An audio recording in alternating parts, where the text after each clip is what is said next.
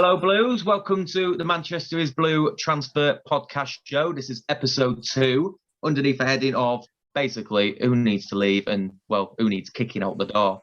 Once again, I have Cloud, Halifax and Laney. For some reason, we're all dirty beggars, still in the same clothes as we were in episode 1 and still in the same surroundings as episode 1.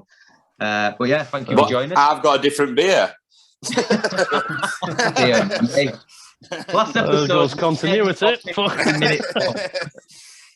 But yeah, basically, Blues, in this episode, we're going to discuss who's leaving. We only really know one name, so that evens up that score. But I think quite a lot of names are going to come pouring out in the next one. Who needs to leave? Now, everyone knows me. I don't like the idea of telling people where to go. I'm a very polite kind of person. Keep myself to myself. But there are some players underneath the line where I think we do need to get rid of. So we started with Cloud on the last one, so we'll work backwards this time. So Laney, we'll start off who needs to go. We'll leave who's definitely leaving at the end. First name. It's restricted to just players, yeah. Just players. Just players. We're being good, yeah. Okay. There's only one, isn't there? There's only one. It's Mendy. I mean, the guy's as used. Fucking. I'm not joking. Mendy is as useful as a fishnet condom. He's absolute sack of French shit. Can't stand the guy. He just do one. He's crap. Especially for what we pay. I'd quite happily give him a lift to the airport. I'd pick him up and take him. What is it about Mendy then? Is it just because he just can't get into the team? I mean, I'm not going to lie, he's the first name on my list as well. But mine are just for personal reasons. I think he's like a worse version of Balotelli, a guy who can afford a 400 grand Lamborghini and can't be asked to tax it and insure it and still drive it around. Don't care if he's a footballer. The guy, if he crashes into the back of some family car that can't afford anything, you know, yes, he'd probably do charity and give money. Well, I can't. That's high. That's you know. That's it. It's everything that goes with it. It's his performances on the pitch. He was great for the first 6 months, but then so was Robinho. He was great for the 6 months and then useless afterwards. Yeah, he's injured. It's a shame. Boo-hoo. But he's a professional.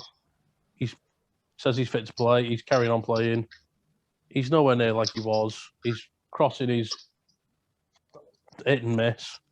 His tackling is crap. He's been at fault for numerous goals this year.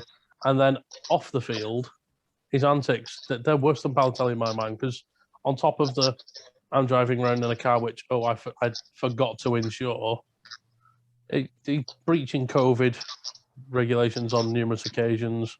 He's just a full-blown tit. You know, you have your jokers at the club, but like Balotelli, some of his antics were positive antics as well. I've not seen anything in the media about Mendy doing anything that's like, wow, what a guy. It's just wow, what a douche.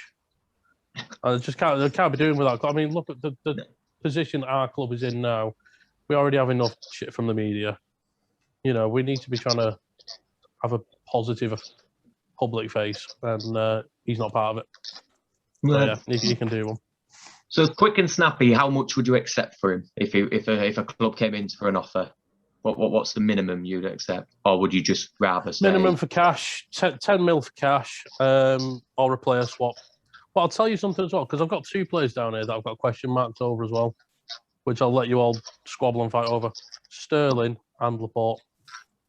Right. We'll leave them for now. We'll go through the other names through Halifax and Cloud if they have any or if they agree, and then we'll go back to them at the end to wrap up. So, Halifax, do you agree with Mendy needs to go, or is there another name? Right. Mendy is sort of top of my list, and I was going to say him, but I just feel like he's 26. Like, I agree with Chris. I'm not being soft on him. He has been injury prone and that, but look at the revivals of people's City's career we've had this year. I've mentioned this to you privately. Like John Stones, everybody was saying get rid of John Stones. Mahrez, everybody was saying get rid of him. And Gundogan, everybody was saying get rid of him. Players do turn the seasons or turn their footballing careers around. And maybe Benjamin Mendy will do it. I'm not saying that's good enough to keep him. I think if the right offer came in, I'd be willing to let him go. Or like Chris says, if we were going for like that Brazilian kid at Atletico Madrid would have been linked with that left back. Maybe if it were like a straight swap, I'd accept that. But for me, the number one is Eric Garcia. Because apparently Barcelona's pulled out, haven't they? They can't afford his wages. That is what I've heard. They did offer him a secondary contract with reduced terms in terms of the wage and bonus and stuff like that. And I have heard a few stories that in the past, well, I'd say half day, that Barcelona have pulled out because they're looking at other avenues. Messi's not taking a pay cut so they can afford Haaland. Yeah, he's not a bad player, Eric Garcia. Is he fucking better than players we've got? Not all. Like, we were just on about centre backs then. He didn't even come into the equation. Is it because we knew he was leaving or what? But he might be getting a new contract now. So I forgot about him. I was still thinking about Adarabio. I'll get him back from Fulham. But this is what I mean. So for me, he's number one. Cloud, anybody you'd... I kind of hate asking the question to start off with, but is there anybody you want out the club? Anybody at all? It's not something you really want to talk about. I just want to go into the Mendy thing. Is that all right if I go through Mendy again? Yeah, by all means. So I think there's a few ways to sort of dissect it. I think the first one, his antics off the field and breaching COVID, I don't hold that against him because I think it's a bit unfair to push a narrative and push an agenda. So all the stuff that he's done is stupid, but Kyle Walker was doing sex parties, Foden was breaching protocol in Iceland and all that, but you know... Oh, Cloud, just because you were not invited to Walker's party, don't hold it against him. When it was Foden, it was just lads having lads, but, you know, with Mendy, you know, he needs to get out of the club, he's a disgrace. So I think that's a bit unfair, first of all. The next thing, so I think we've brought the wrong type of player for that position. If you look at how we play now with Zinchenko can move into midfield and he can sort of perform alongside that pivot where, you know, Rodri or Fernandinho moves over, you've got the two of them there, or Cancelo moves in. Mendy can't do that. Mendy can't come inside. He can only stay out wide. He's a very attacking-minded player going forward, and his strengths are things like crosses, which are something we're not good at converting. We don't have those danger players. So all of his attributes in turning his season around, it just doesn't fit for us. I reckon it'll be great somewhere else. I think he needs to go somewhere else just to salvage his career at his age. And in terms of like what I would accept for him, I would accept 5 million for him, because if we hold out for 10 and someone pulls out, we're going to lose that in paying him wages anyway for another year. Cloud, I do find what you said quite interesting because I don't know if you remember when Pep first came, he was playing like the three at the back, and the idea was the three at the back with Mendy and Walker as the wing backs, and then you're going to play two up front, wasn't it? So the thing is Pep's tactics going to change next year, where we're going to bring Mendy in because, like we know, teams work us out. They do work us out, and then we like. Who would have thought all season? I mean, at the beginning of the season when we weren't playing very well, we were like, well, we haven't got a striker. And then rest of the seasons, Pep's like, fuck it then, we're not having a striker for the rest of it. Or I might play two against Crystal Palace. Yeah. Do you get what I mean? So maybe Mendy might get brought in next year and it might suit him better. I agree with what you're saying. I just, based on what we're seeing at the moment and the game time he's getting, I think you can only go on what we've got in front of us. If it changes, I would be happy. But until then... Right, so I'll be perfectly honest. Like I said, he's the first name that comes to my mind, and maybe I'm a bit out of order using the personal stuff in there. I probably will accept that. But I am really surprised at yours and Laney's valuations of how little you'd accept an offer coming in. 10 million for Laney and 5 for yourself. But you know, I know he's not the player we thought we bought, but we did buy him for 50 million. Would the owners allow such a fee to go about if we do sell him, or would they rather let the contract run out and let him go for free? Either way, I think they're going to lose out, but they're going to lose out. Who would buy him? Yeah, you'd be lucky to have got 25 million pound for him pre-COVID. With the way he's been playing, the injuries he's had, like you said, his antics off the pitch. You know, it's not just the COVID. Like you said, it's the driving around with an uninsured car. It's just, you know, all the other foul-ups. Yeah, but did anybody think we'd have got... So... Did everybody think we'd get what we got for Danilo? like a weird deal like that, nobody would have thought we'd have got nearly 30 million for him, would we? So maybe we could. I agree with what you're saying, and Cloud hit the nail on the head. If they want rid of him, they'll take whatever it is to get him off the books. Because taking 5 million now instead of keeping him is just like losing 5 million and then going for free anyway. So, I like I say, I felt like I've stuck up for Mendy, but he was the first name on my list as well. So before we finish up, Laney, you had a couple of names. Was it Sterling and who else? Sorry, Sterling and Laporte. So Laporte, for the reasons basically I mentioned in episode 1. You know, I said it at the start of the season. About his injuries, there were serious injuries that he had last year, and then when we were saying we needed a centre back at the start of the season, just before Diaz came, it was who's partnering Laporte.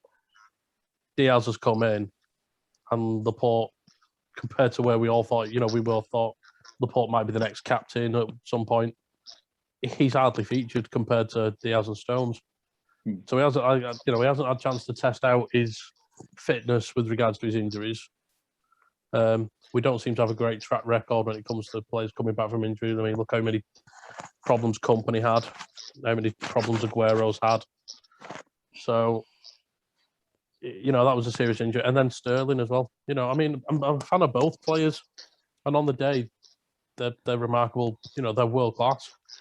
But Sterling last season went off the boil big style. And everyone said, well, it was because of the problem with the papers. The media got to it a bit. And then he sort of started to shine again towards the end of the season. And then this year, once again, he's well off the boil. Pep continuously plays him, in my opinion, out of position anyway, which isn't going to help his confidence or his performances. So for both of their own sakes, is it time that they looked at going and we could get a decent, whack of money for? I mean, I know £90 million for Sterling has recently been mentioned, which I don't know how anyone can afford that. But if that was the case, we'd be stupid not to say. I'm not. Don't get me wrong. I'm not saying we should be looking at offloading Sterling or Laporte. I'm not saying that at all. But it's just if the right the offer question. came in. If the right offer came in, is it better for them and their own professional careers? And then when we can look at and say, well, I mean, we've got Torres who can play basically what Sterling's doing at the minute. He's younger, he can come in more. Again, we've got Harwood Bellis at the centre back. Could he fill in for Laporte and get more game time? It's those sorts of questions. It's the ifs and buts rather than the like we meant. They just do one. I'd like to just touch on Sterling, if you don't mind, Dan. Yeah, by all means. I agree he's been off form this season, and he just couldn't fucking buy a goal. Like, he really did deserve one against Spurs in the League Cup final. I thought that was best we've seen him play since the beginning of the season. Yeah. And I thought he played well against Palace, and he had a few good chances there. But I feel, and this is just my personal opinion, but I feel like Sterling gets a bit of a bad rub from City fans because he is such a frustrating player.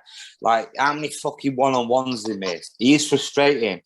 But he's also been like a massive part of our recent history. And I feel like when he leaves, he will be remembered better than he is currently now.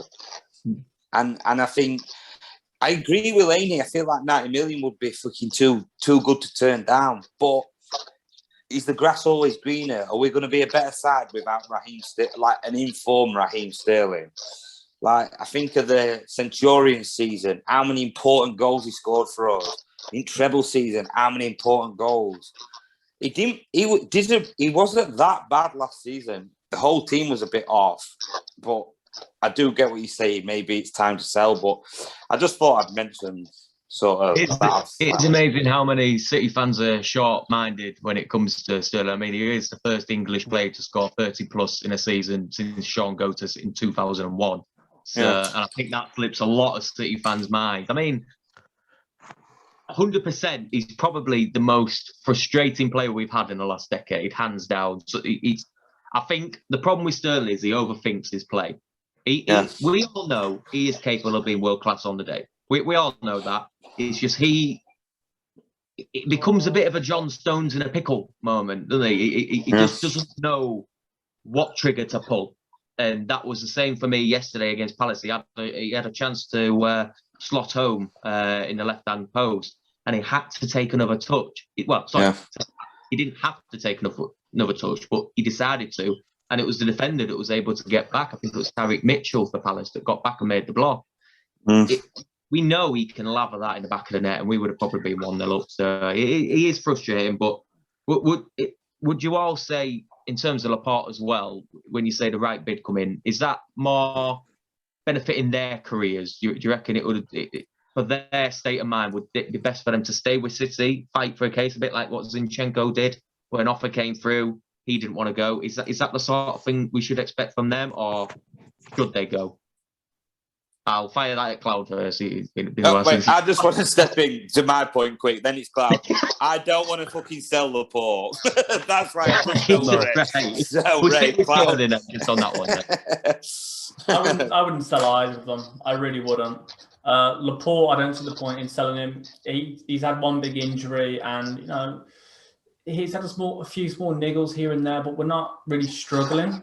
And he's been so dependent on. And I think the same with Sterling. I think he looked awful since he scored that goal at Arsenal.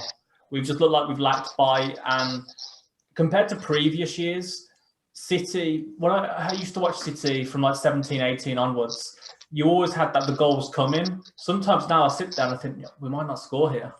We might not score. And that's what has me feeling, that even if we take 90 million for Sterling, no one else, bar Foden, has really stepped up and really put on a clinic. Mahrez has looked good, now recently. But before people were hating on Sterling, those same people were hating on Mahrez. So if you take 90 million for Sterling, you're not necessarily going to get a better player out of it.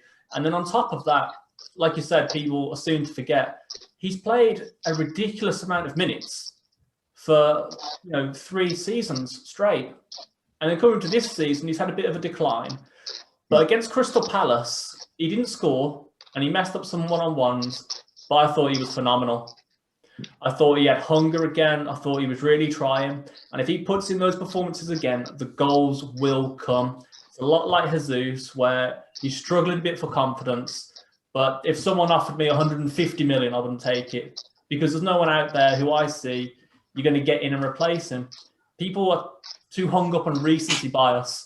I remember people were talking about Sadio Mane should win the Ballon d'Or when Liverpool were doing great, and now look at him.